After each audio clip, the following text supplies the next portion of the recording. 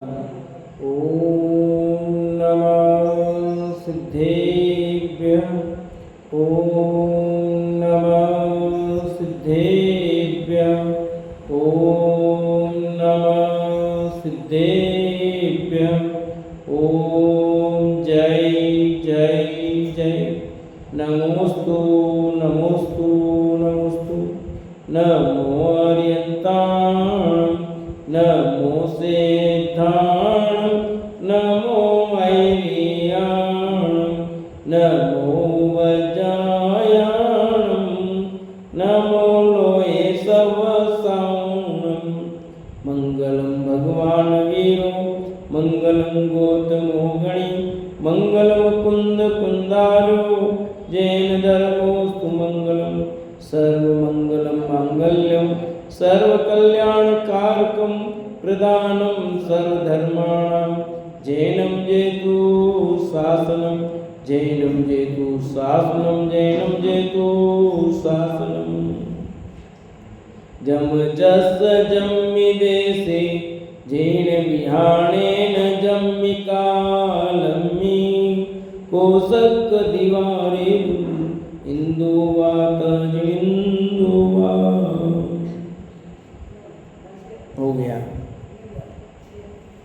अब हाँ पता है। अब यहाँ पर अपना सलाका पुरुष ग्रंथ चल रहा है जिसमें 21वां पर्व चलेगा, भरत जी का वैराग्य एवं प्रजा का संदेश। कल अपन ने चर्चा की थी मोक्ष कल्याणक, आदिनाथ का मोक्ष कल्याणक हो गया और उसके साथ में 10 जीव उनके भव में कैसे कैसे साथ रहे, 7 भवों की कहानी सबकी लगभग एक साथ रहे। उसकी चर्चा के बाद अब भरत जी का वैराग्य, आदिनाथ का प्रकरण पूरा हुआ। उनके पुत्र भरत जी का वैराग्य एवं प्रजा को संदेश। ब्रजदेश की कीर्ति 6 खंडों में फैल गई। उनकी आयु 84 लाख पुरु की थी। ऋषभदेव की कितनी थी? और भरत जी की भी 24 लाख पुरु की। चिंता ही बुढ़ापा और संतोष ही यौवन है। चिंता ही बुढ़ापा है और संतोष ही यौवन है। नया नाम दिया है। चिंता उसको बुढ़ापा कहते हैं और शांति संतोष को क्या कहते हैं? जवानी कहते हैं। इस युक्ति को चरितार्थ करते हुए वे सदैव युवा रहे। तत्व ज्ञान होने से चिंता तो उन्हें छू भी नहीं सकती थी।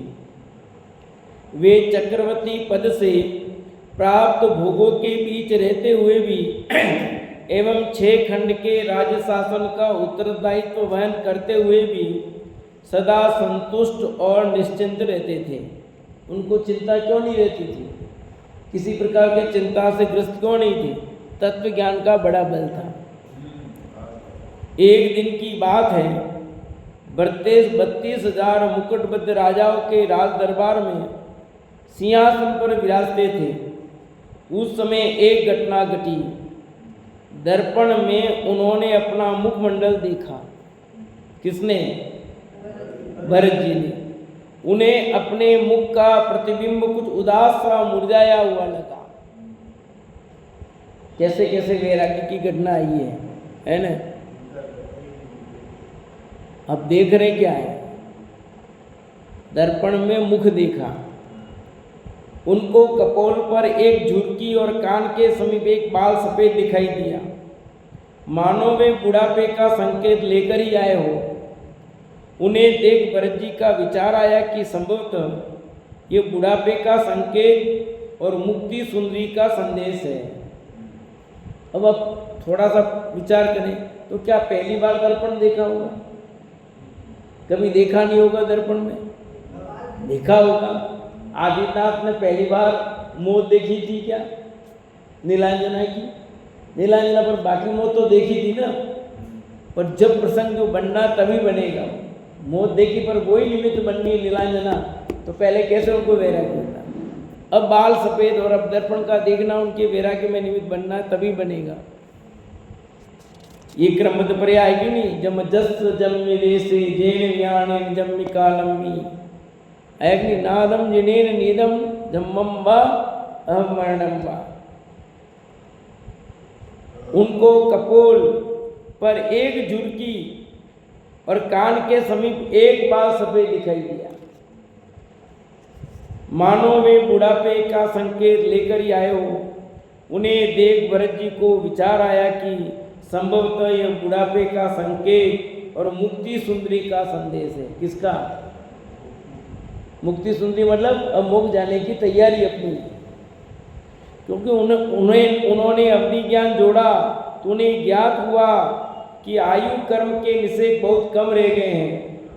अतः उन्होंने उसी समय संसार से मोह त्याग कर आत्मस्थ हो गए और वैराग्य में विचारों में डूब गए।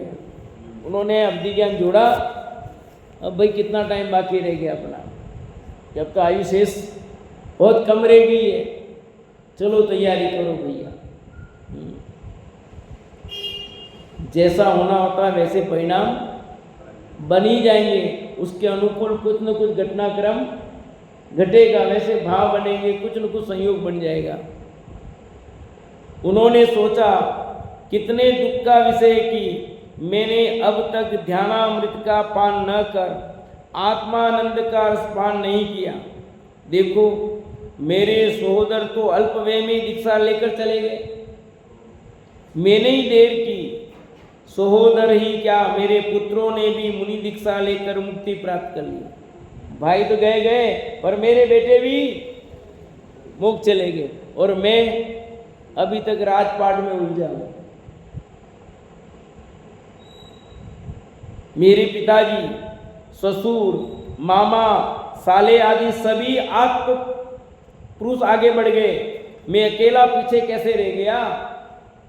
लगता है मेरी होनारी ऐसी थी, इसके अलावा क्या विचार करेंगे।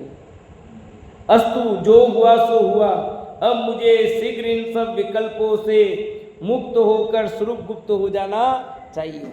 अब भरत जी वहाँ गए होंगे आदिनाथ के समोसरण में, तो उनको अपना भव दिखा होगा कि नहीं दिखा होगा, बताओ। 7 भव दिखते ना, तो उनके 4 भव तो दिखे ही, 3 भव तो पहले का और वर्तमान का भव। तो उनको तो पता हो गया ना पक्का कि मैं मोक्ष जाने वाला हूं, इसलिए उन्होंने क्या कि आराम से राजपाट करो, अंतिम में ले लेंगे, ऐसा सोचा होगा ना। और क्या, अपना तो मोक्ष जाना पक्का है, जाएंगे ही जाएंगे, तो इसलिए आराम से पहले भोग लो, फिर तो भोगने नहीं मिलेंगे, ऐसा सोचा होगा कि नहीं। ऐसा सोचने वाले का तो भव अंतिम होता ही नहीं भैया, ऐसा समझ में नहीं। उनका परिणाम तो अलग थे, पर उन्हें ये भी तो देखा था ना, उनके ज्ञान में सवार कितनी समय की आयु है, दीक्षा सब थे, कब दीक्षा लेने वाले ये भी तो पता है, कितने समय तक राजपाट करना ये भी तो पूछा होगा, ये सब भी तो आया होगा, उत्तर के नहीं आया होगा। और इतने भाइयों ने दीक्षा ले ली, इतने बेटों ने दीक्षा ली, सब दृश्य दिख रहे थे कि नहीं दिख रहे थे। तो जब जो होना है वही होता है, कुछ भी आगे पीछे नहीं होता है। लोग तो कहने में कुछ भी कसर नहीं छोड़ते हैं, छोड़ दे क्या। देखो इनके बेटे दीक्षा ले ली, ये आदमी अभी तक राजपाट कर रहा है, बुढ़ापा निकट आ गया है तो भी छोड़ नहीं रहा है, बेटों को राज दे देना चाहिए, कुछ है जो तो भी करे जा रहे हैं। कहाँ होगा, कोई छोड़ता नहीं है। उसने कहा था, हमारे बल पर, सैनिक ने कहा ही था ना, हमारे बल पर लड़ रहे हैं भरत जी, तो लड़ते तो हमें और नाम इनका हो रहा है। तो भरत जी ने प्रयोग सिद्ध करके बताया था कि नहीं बताया था। उन्होंने अपने बड़े पुत्र अर्क कीर्ति को उत्तराधिकारी सौंपने हेतु बुलाया, पर वह राजी नहीं हुआ। उसने भी साथ ही दीक्षा लेने की भावना प्रकट की। उससे छोटे पुत्र आदि कुमार से कहा, तो वह भी कंटाकिरण राजसत्ता से निर्मोही हो निष्कंटक मुक्ति साम्राज्य प्राप्त करने की इच्छा प्रकट करने लगा। पिताजी आप जो कर रहे हैं हम तो उस मार्ग पे चलेंगे, अब ये राजपाट हमें नहीं करना। अंततः भरत जी ने बलात् अर्क कीर्ति के माथे पर अपना राज्य शासन का मुकुट उतार कर रख दिया और सिंहासन से उठकर वन की ओर जाने को अग्रसर हो गए। उनके साथ उनकी अनेक रानियां तथा अनेक मुकुटबद्ध राजा भी दीक्षा लेने को तत्पर हो गए। अब भरत जी ने दीक्षा ली, उसके साथ कितना झूम हो गया बोलो। वैराग्य का प्रसंग और बन गया। भरत जी को वैराग्य किससे हुआ? सफेद बाल देख करके। और बाकी को वैराग्य? भरत जी को वैराग्य दिखकर। तो राजुल का वैराग्य मैंने लिखा ना, वैराग्य से वैराग्य। नेमिनाथ को वैराग्य किससे हुआ था?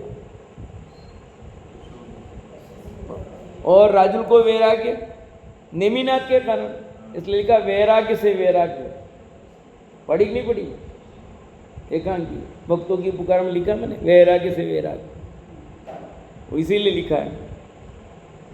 तत्पश्चात महाराजा भरत साम्राज्य पद को छोड़ते हुए दीक्षा लेने के लिए जब अग्रसर हुए, तब लोकांतिक देवों ने उनके वैराग्य की अनुमोदना की।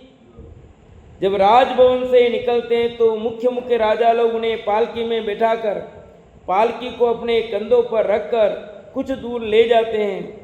इसी समय भक्ति से भरे हुए देवगण उन्हें अपने आप कंधों पर उठा लेते हैं। तीर्थंकर की मुख्य रूप से होता है, पर यहाँ भरत जी की भी ये बात आई है। लोकांतिक देव अनुमोदना करने आते हैं, यद्यपि वैराग्य उनका ही है, पर उसकी अनुमोदना करते हैं। आपने ये काम शुभ अच्छा किया, बढ़िया किया। कोई निमित्त वैराग्य नहीं बढ़ाते, पर अनुमोदना करने से पक्का हो जाता है काम थोड़ा, है ना।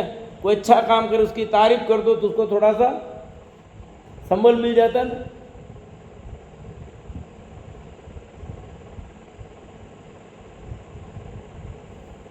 जिस प्रकार जिसे साम्राज्य प्राप्त हुआ, ऐसे कुमार अर्क कीर्ति को आगे करके बड़े प्रेम से समस्त राजा लोग वैरागी भरत के समीप खड़े होते हैं। जिनका उनके समीप रहना छूट गया है, ऐसी निधिया और 14 रत्नों के समूह संसार से विरक्त भरत जी के पीछे पीछे आते हैं और सभी मिलकर महाराजा भरत जी, जो अब मुनिराज भरत जी बन गए हैं, उनका यथायोग्य दीक्षा कल्याण का महोत्सव मनाते हैं। कितने रत्न थे? 14 रत्न और 9 निधियाँ, वो भी पीछे भी। उसके साथ ही सब समाप्त। भरत जी अपने बेटे को राज दे पाए कि नहीं दे पाए बताओ? सही महीने में। अमरराज साहब बोलो, आप अपना वैभव अपने बेटे को पूरा दे पाओगे कि नहीं दे पाओगे? आप तो दे ही पाओगे, ऐसा मत कहो। दे पाओगे? अरे उनके पल्ले में पुण्य में होगा उतना ही मिलेगा। आप भले 50 लाख की एफडी बना दो, 25 लाख की बनाओ, 20 लाख की बनाओ, कि कितनी की बनाओ, उसके पल्ले में पुण्य होगा उतना। नहीं तो बाकी आपके एफडी हो तो आपकी बीमारी में किसी में या अन्य किसी में चली जाएगी, कुछ पता नहीं लगेगा। आप सोचते रहना भले, उसके पल्ले में पुण्य चाहिए। आप क्या करो? तो भरत जी चक्रवर्ती पद दे पाए किसी बेटे को बताओ? हैं? अब राज सत्ता सौंपी कि नहीं सौंपी बताओ?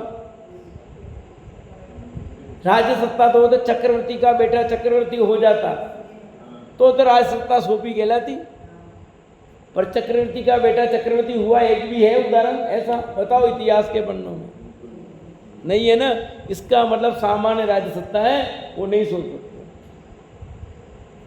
धीरूभाई अंबानी का देख लो, दोनों बेटे क्या हुआ? एक कान एक का है भाई, दोनों बड़ा बांट दिया, फिर क्या हुआ? एक कहाँ चल रहा है, एक कहाँ चल रहा है। आपको सब अपने अपने पुण्य का खाते हैं, कोई किसी का नहीं खाता है।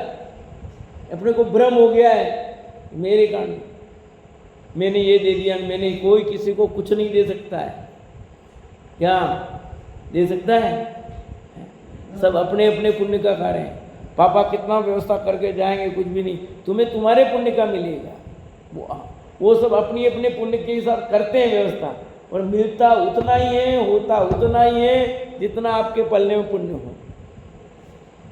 मैं कहता हूँ पिताजी ने 100 बीघा जमीन थी हमारे, पर हमारे पल्ले में पुण्य नहीं था तो हमको 100 बीघा नहीं मिली जमीन। समझिए नहीं?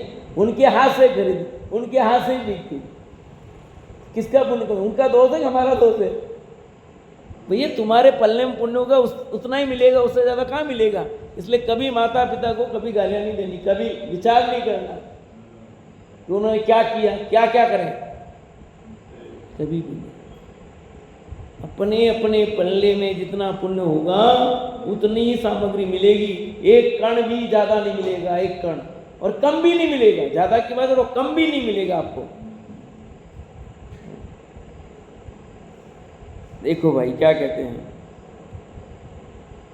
ऐसे कुमार हर कीर्ति को आगे करके बड़े प्रेम से समस्त राजा लोग वैरागी भरत के समीप खड़े होते हैं, जिनका उनके समीप रहना छूट गया है। ऐसी निधियों और 14 रत्नों के समूह संसार से विरक्त भरत जी के पीछे पीछे आते हैं और सभी मिलकर महाराजा भरत जो अब मुनिराज भरत जी बन गए हैं, उनका यथा योग्य दीक्षा कल्याणक का महोत्सव मनाते हैं।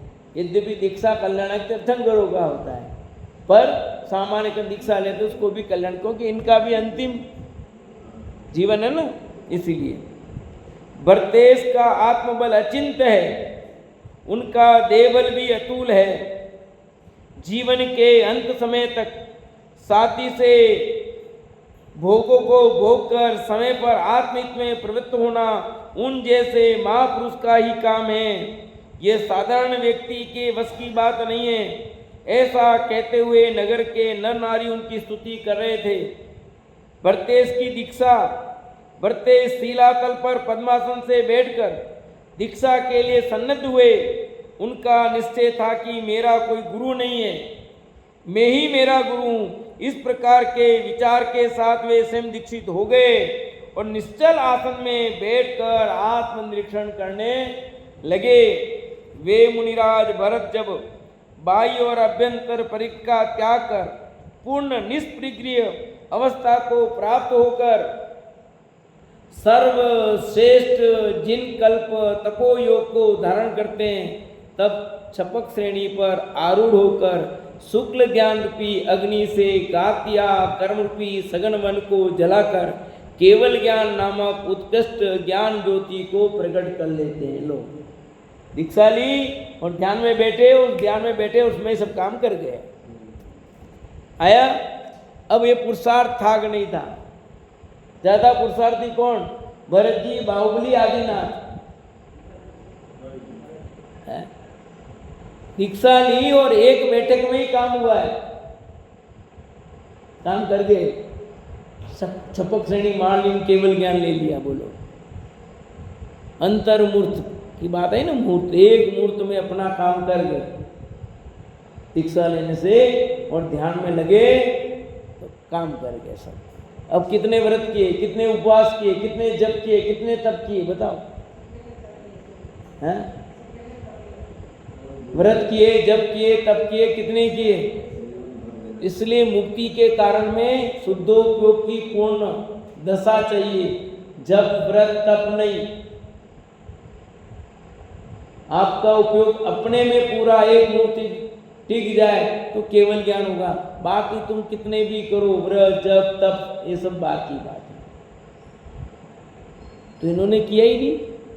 निश्चय तब सब हुए। महाव्रत पाले कि नहीं पाले? 28 निर्गुणों का पालन किया कि नहीं किया? ये सब किया, सब निश्चय रूप व्यवहार रूप करने का अवसर ही नहीं मिला है। अवसर मिला मतलब करना ही नहीं पड़ा, काम हो गया उनका। और बाहुबली का उतरे, पर फिर भी वो तो एक साल तक ही खड़े तो रहे, तो उनका उपयोग तो बाहर आया हजारों बार। इनका तो एक बार में काम कर गए ना पूरा। बढ़ते जब अंतरात्मा से परमात्मा बन गए, आचार्य कहते हैं कि अध्यात्म की महिमा विचित्र है। वह वर्तेश का आत्मा परम ज्योति में परमात्मा बनकर उस शिला तल से एकदम ऊपर आकाश प्रदेशों को लांघकर इस भूतल से 5000 धनुष ऊपर आकर आकाश प्रदेश में ठहर गया। मानव और देवगणों ने उन्हें आकाश प्रदेश में देख जय जयकार किया। अभी तो यहां बैठे थे और अभी कहां गए, कहां गए? देखो ऊपर। लो, आप इतनी पब्लिक थी ना, दीक्षाली तो कितनी पब्लिक थी, कितने राजाओं दीक्षाली थी, वो यहाँ बैठे, वो भी ध्यान कर रहे हैं। और भरत जी ध्यान में लगाए और ध्यान करते करते करते ये तो नया शरीर बन गया परम औदारिक। ये तो औदारिक गया, कहाँ उड़ गया, और नया शरीर बन गया परम औदारिक, और 5000 धनुष ऊपर, इतना ऊंचे। अमरलाल साहब कहाँ चले गए भरत जी, कहाँ मोक्ष में गए? अभी तो अरंध का मोक्ष, अभी मोक्ष नहीं पहुंचा है ध्यान को, अभी तो केवल ज्ञान हुआ है। और 5000 धनुष ऊपर विराजमान हो गए। ऊपर से नीचे आते हुए उन्होंने अन्य देवी देवताओं को इधर उधर आते देखा। वे सब भगवान भरतेश की स्तुति करते हुए जा रहे थे। सब कह रहे थे, हे भरत जिनेश्वर आप जयवंत रहे। किसको स्तुति कर रहे थे सब? भरत जी की। हे भरत जिनेश्वर। अभी मुनिराज थे और सेकंड कुछ मिनटों में ही क्या बन गए? परमात्मा बन गए। अंतरात्मा से परमात्मा बन गए। इस जैन दर्शन का वस्तु स्वरूप लोगों को समझ में आ सकता है। 1 मिनट का पहले का पापी धर्मात्मा हो सकता है, बहिरात्मा अंतरात्मा हो जाए, अंतरात्मा परमात्मा हो जाए। कितनी व्यवस्थित व्यवस्था है। अंजन चोर किसा कैसा, हाँ, और कहाँ से क्या हो गया, ये सब पौराणिक घटनाएं हमें बहुत सावधान करती है। अभी वो बहुत दुष्ट हो सकता है पर अगले समय में बहुत श्रेष्ठ हो सकता है। हर समय उसी नजर से नहीं देखना अपने को।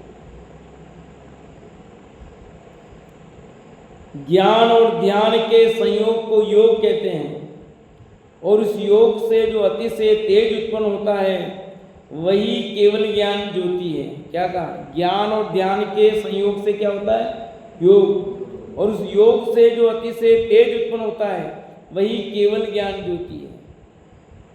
मुनिराज भरत जी को उस केवल ज्ञान ज्योति के उत्पन्न होने पर इंद्रों ने जिन पूजा की, उसी समय केवल ज्ञान के अतिशयों के रूप में अष्ट प्रातिहार आदि बाह्य विभूतियां प्रकट हो गई। अभी जो मैं पढ़ रहा हूं भरत जी सुन रहे होंगे कि नहीं सुन रहे होंगे?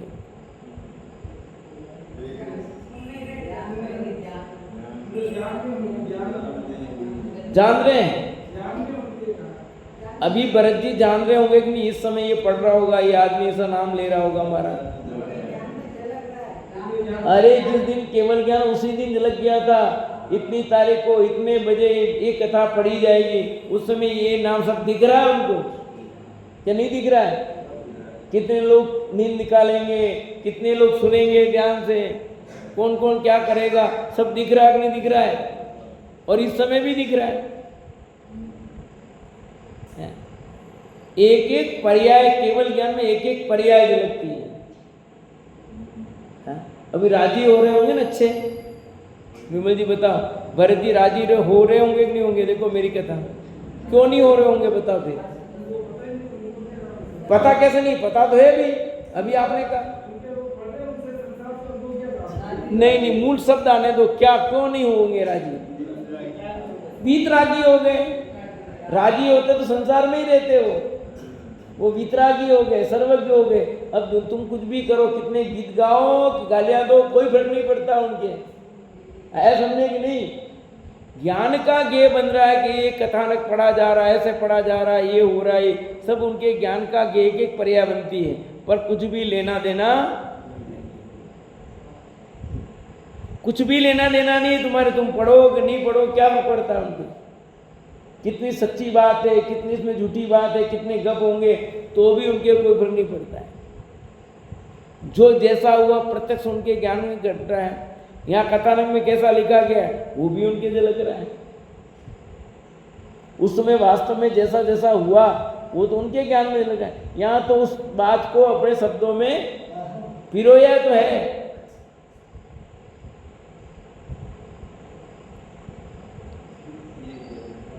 कुबेर ने उस समय गंधकुटी की रचना की। कमलासन को स्पर्श न करते हुए भरत जिनेंद्र शोभास्पद हो रहे थे। भरतेश की सामर्थ्य अचिंत्य है। उन्होंने दीक्षित होते ही अंतर्मुक्त में पहले मन प्रज्ञान और तुरंत बाद केवल ज्ञान प्राप्त कर लिया। ध्यान किया, मन प्रज्ञान भी हुआ और सब ज्ञान छूट करके केवल ज्ञान हो गया। मति चला गया, श्रुत चला गया, अवधि चला गया, मन भी चला गया और एक ज्ञान प्रकट हो गया। कौन सा? केवल ज्ञान। जिस समय भरतेश ने केवल ज्ञान प्राप्त किया उसी समय उनके पुत्र मित्रादि ने भी उत्तम पद प्राप्त किया। मध्याह्न में भरतेश ने गात्या कर्मों का नाश कर 7 के निकट भव्यों को दीक्षा दी। और आश्चर्य ये है कि शाम को भरत के भाई गंधर वृषभसेन ने भी गात्या कर्मों का क्षय करके केवल की प्राप्ति कर ली और परमात्मा बन गए। मुनि कौन बना था पहले? वृषभसेन के भरत। वृषभसेन गंधर थे आदिनाथ के, असंख्यात वृषभराज गंधर, ठीक है। और भरत जी ने तो दीक्षा ली और काम कर गए। पहले केवल ज्ञान किसको हुआ? वृषभसेन को कि भरत जी को? भरत जी को दोपहर में हुआ केवल ज्ञान और वृषभसेन को शाम को हुआ। कौन सी तिथि थी, कोई बता सकता है? नहीं, चलो यहां भी नहीं लिखी तिथि तो। भरतेश की महिमा अपार है, वह अलौकिक विभूति है। जब तक संसार में रहे तब सम्राट के वैभव से ही रहे। तपोवन में गए तो ध्यान साम्राज्य के अधिपति बने। वहां से भी कर्मों पर विजय पाकर मोक्ष साम्राज्य के अधिपति बने। उनका जीवन साथी से पुण्य में है, अतः मोक्ष साम्राज्य में अधिष्ठित होने के लिए उन्हें देरी नहीं लगी। उनकी सदा भावना रहती थी कि हे परमात्मन, अनेक चिंताओं को छोड़कर मैं एक ही भावना बाता हूँ कि तुम सदैव मेरे मन मंदिर में विराजित रहो। ऐसी भावना बात है। हे सिद्धात्मन, आप विचित्र सामर्थ्य से रहित हैं, मेरे लिए मुक्ति पथ के प्रदर्शक बने। जिस समय भरतेश को केवल की प्राप्ति हुई थी उसी समय उनके 5 पुत्रों ने भी गात्या कर्मों का नाश कर केवल ज्ञान को प्राप्त कर लिया था। लोग कितने लोग? भरत जी को केवल ज्ञान हुआ, उसके साथ उनके 5 बेटों ने भी केवल ज्ञान प्राप्त किया है। तो वो भी पुरुषार्थी है कि नहीं? पहले दीक्षित थे ये तो बेटे तो। उन 5 का जन्म भी एक साथ ही हुआ था। जिन 5 को केवल ज्ञान हुआ उन 5 का जन्म भी एक साथ हुआ था। कैसे कैसे हो सकता है? तो भैया चक्रवर्ती की कितनी रानियां थी? एक रानी से एक ही संतान हुई थी। तुमने 60,000 पुत्र थे। कितने? और लड़कियां थी बाकी। इसलिए कोई दिक्कत नहीं है, 5 का एक साथ जन्म हो सकता है। उनके नाम थे हंस मुनि, निरंजन सिद्ध मुनि, महांसु मुनि, रत्न मुनि, समसुखी मुनि। उन 5 बेटों के नाम जो दीक्षाली मुनिराज के नाम थे हंस मुनि, निरंजन सिद्ध मुनि, महांसु मुनि, रत्न मुनि, समसुखी मुनि। सुने नाम कभी पहले? काका सुने नाम पहले? अब देख लो। हाँ, श्रीमाला, वनमाला, मणि देवी और गुणमाला, ये 5 साध्वियां उन भरत पुत्रों की माताएं थी।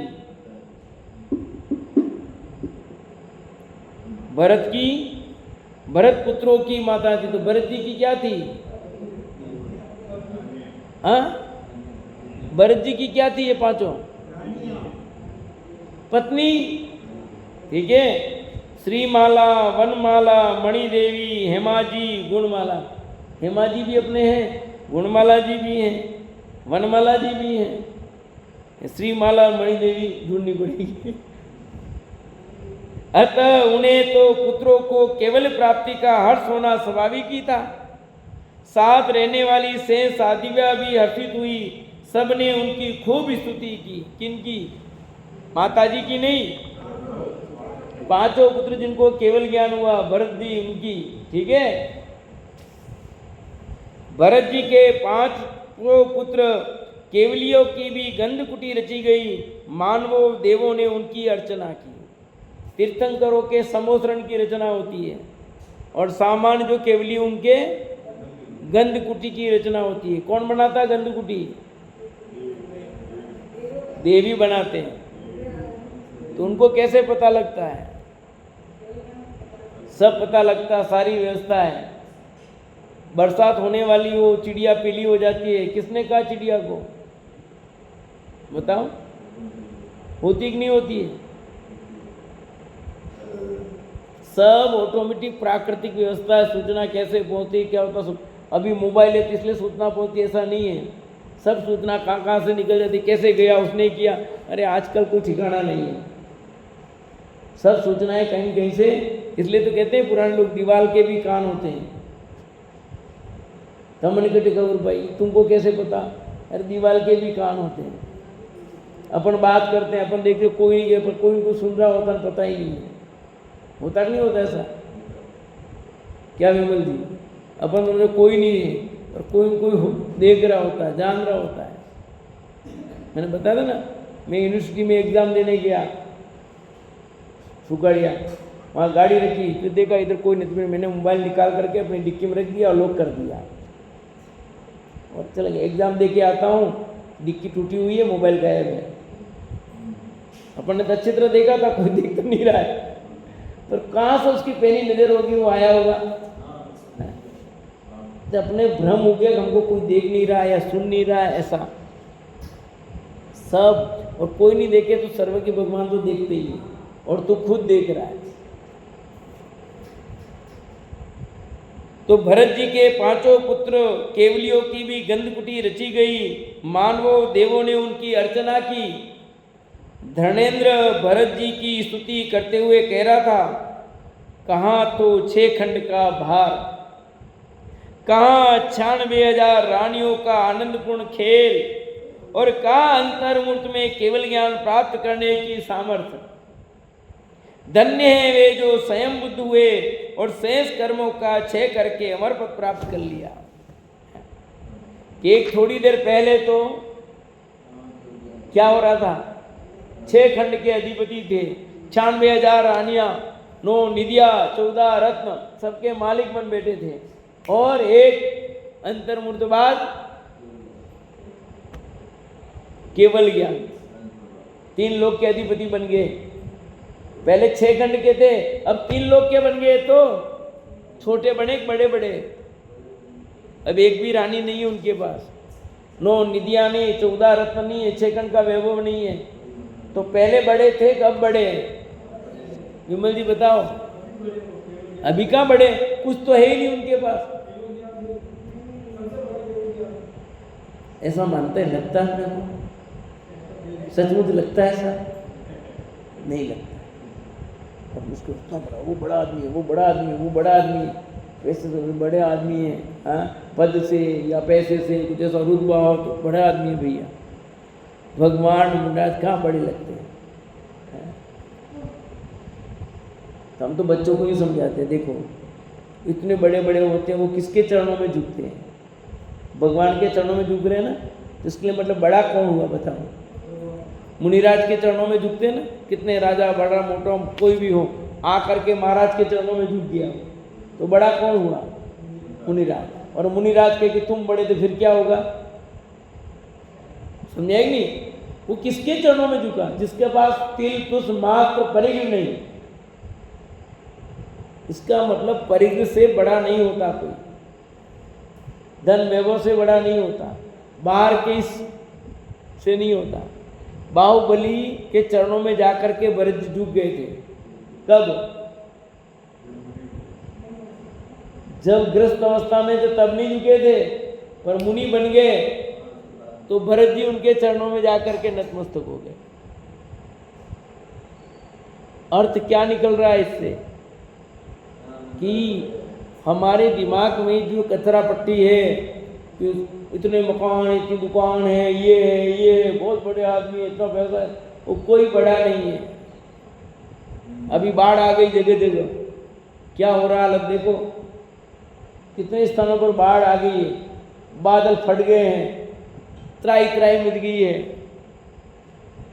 कितने बड़े बड़े आदमी 1 मिनट में क्रिस हो गया प्लेन, कहाँ निकल गए बोलो, बड़े छोटे कहाँ रहे बोलो। तो ये सब विचारते हैं तो ख्याल में आएगा कहाँ 96,000 रानियों का अनुकूल खेल और कहाँ अंतर्मूर्त में केवल ज्ञान प्राप्त करने की सामर्थ्य। धन्य वे जो स्वयंभूत हुए और शेष कर्मों का क्षय करके अमर पद प्राप्त कर लिया। कौन सा पद? अब अनंत अनंत अनंत अनंत अनंत अनंत अनंत काल के लिए सुखी हो गए। अब कभी दुखी नहीं होंगे, कभी नहीं। जबकि पहले दुख होने की गुंजाइश थी और केवल ज्ञान हो गया, अनंत काल के लिए सुखी हो गए। अब कभी भी किसी भी समय उनको दुख होने वाला नहीं है। काम तो ऐसा करना है। भगवान आदिनाथ के निर्वाण के पश्चात उनके श्रोतागण भरत जिनेन्द्र की गंधकुटी में एकत्रित हो गए। अर्क कीर्ति एवं आदिराज कुमार हर्षित हुए। शेष मंत्री एवं मित्रों को भी भगवान भरत के दर्शन से अत्यधिक आनंद हुआ। एक श्रोता ने प्रश्न किया, प्रभु सुना है कि चक्रवर्ती की पटरानी चक्रवर्ती के लिए निरंतराय एवं निरंतर भोग का साधन होने के कारण नियम से लग जाती है, ऐसा क्यों? प्रश्न ध्यान से सुनना। जब चक्रवर्ती को निरंतर भोगों में रहते हुए ग्रह त्याग कर मुनि दीक्षा लेने पर स्वर्ग और मुक्ति भी होती है, तो रानी के साथ ऐसा अन्याय क्यों होता है? प्रश्न वाजिब है कि नहीं? चक्रवर्ती की पटरानी नियम से लग जाती है और चक्रवर्ती क्या कर रहे? चक्रवर्ती पति का स्वर्ग और मोक्ष जा रहे, और राजपद से मरे तो नरक जाए। तो यहाँ के वो भी दीक्षा लेती, वो भी जाती, वो नरक क्यों गई? भरत केवली की द्विवेदनी में समाधान आया। जो को प्रश्न भी उनसे ही पूछा, कम से कम थोड़ी लाज रखते के उनकी लाड़ी के विषय में उनसे ही प्रश्न, इतनी भी शर्म नहीं। देख लो, तुमने जो भी संबंध में सुना है वह आप पुरुष से नहीं सुना। वस्तुतः बात यह कि मात्र दुर्गति को जाने वाले चक्रवर्ती की पटरानी ही दुर्गति को जाती है, किंतु स्वर्ग और मोक्ष जाने वाले चक्रवर्ती की स्त्री रत्न अर्थात पटरानी को तो स्वर्ग की ही प्राप्ति होती है। क्या लिखा? तुमने जो भी समझ में सुना है वह आप तो पुरुष से नहीं सुना, कि वो नियम से लग जाती है। वस्तुतः बात यह कि मात्र दुर्गति को जाने वाले चक्रवर्ती की पटरानी दुर्गति को जाती है, पटरानी दुर्गति जाती है, किंतु स्वर्ग और मोक्ष जाने वाले चक्रवर्ती की स्त्री रत्न अर्थात पटरानी को तो स्वर्ग की ही प्राप्ति होती है। पुरुषों के परिणाम के अनुसार ही स्त्रियों के परिणाम होता है, इसलिए पुरुष की गति के अनुसार ही वह स्त्री रत्न भी कुछ कम लगभग उसी मार्ग में रहती है। हाँ, स्त्री पर्याय में मुक्ति संभव नहीं है, अतः वे स्वर्ग ही जाती है, और स्त्री पर्याय को छेद कर देव भी हो सकती है। यानी नरक जाएगी ऐसा नहीं, वो स्वर्ग जाती है। देखो, पुत्र मोक्षगामी, भाई मोक्षगामी, स्वयं के पति भरतेश्वर मुक्तगामी, फिर भरत की पटरानी सुभद्रा की दुर्गति कैसे हो सकती है? सुभद्रा ने भी हारिका की दीक्षा ग्रहण कर स्वर्ग प्राप्त किया था। ठीक है, ये नियम से नरक वाली बात, ये प्रश्न उठा करके समाधान, जो आम बात चलती है उसका ये समाधान किया।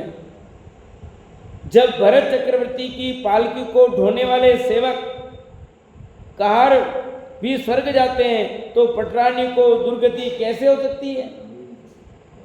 कभी नहीं हो सकती। वह निर्मल देह वाली है, उसे भी आहार है पर निहार नहीं। इसी कारण हारिका के पद में भी उनके कमंडल नहीं होता। यानी वो भी आरिका बनती है, और आरिका बनती है उसके भी कमंडल नहीं होता। आहार तो है उसके, निहार नहीं। किसके? पटरानी के। चक्रवर्ती के भी आहार है पर निहार नहीं होता। तीर्थंकरों के तो है ही, तीर्थंकर के भी आहार होता है पर निहार नहीं होता, और चक्रवर्ती के भी आहार होता है पर निहार नहीं होता है। क्यों नहीं होता होगा? अरे निहार करने में कितनी गड़बड़ी है, कितनी समस्या है, परेशान है, जिसके जिसके आ जाए उस समय क्या हालत खराब होती है। आप सोचो, मैं कभी कभी सोचता ही नेता लोग उनके भाषण दे रहे हो तो आप जैसे क्या हो, हाँ क्या स्थिति बनी। इसलिए उनको खाने पीने में बहुत ध्यान रखना पड़ता है, नेताओं को बहुत, समझे कि नहीं है। और जितने पंडित लोग गाने वाले उनको भी खाने पीने में ध्यान रखना पड़ता है, क्योंकि खाने को बढ़िया मिलेगा पर ज़्यादा मीठा मीठा खा ले गला बैठ जाएगा तो गा नहीं पाएंगे, नहीं करा पाते, समझे। फिर वो उनका विधान नहीं करा पाते, इसलिए उनको सबको खाने में ध्यान रखना पड़ता है। लोग सोचते हैं पंडित लोग तो जाते हैं बहुत खाते पीते होंगे, पर नहीं खा पाते, नहीं खाते, कंट्रोल करते सब चीज़ का, क्योंकि उनको अपनी, इसलिए प्रकृति में इनकी ऐसी व्यवस्था। इतने बड़े लोग आहारों पर निहार ही नहीं, झंझट ही नहीं, कोई प्रकार का टेंशन नहीं, खत्म काम। इस प्रकार निष्कर्ष निकाला कि पटरानी नरक नहीं जाती, अपितु वो स्वर्ग जाती है। तो आपने कहीं पढ़ा हो तो अपना करेक्शन कर लें, ये बात इसलिए प्रश्न उठा करके यहाँ समाधान किया है। हाँ, ये नहीं में कि चक्रवर्ती पद से मरे जाएगा तो फिर वो भी नहीं लेगी दीक्षा, वो भी जाए मान लो। जब भरत चक्रवर्ती की पालकी को ढोने वाले सेवक भी स्वर्ग जाते हैं तो पटरानी को दुर्गति कैसे हो सकती है? कभी नहीं हो सकती। वह निर्मल देह वाली है, उसे भी आहार है पर निहार नहीं। इसी कारण आरिका के पद में भी उनके कमंडल नहीं होता। इस प्रकार 21वां अंक पूरा हुआ। अब 22वां अंक है द्रव्य दृष्टि का स्वरूप। इसकी चर्चा अपन कल करेंगे, बहुत गहरी चर्चा आएगी, उसकी चर्चा कल करेंगे।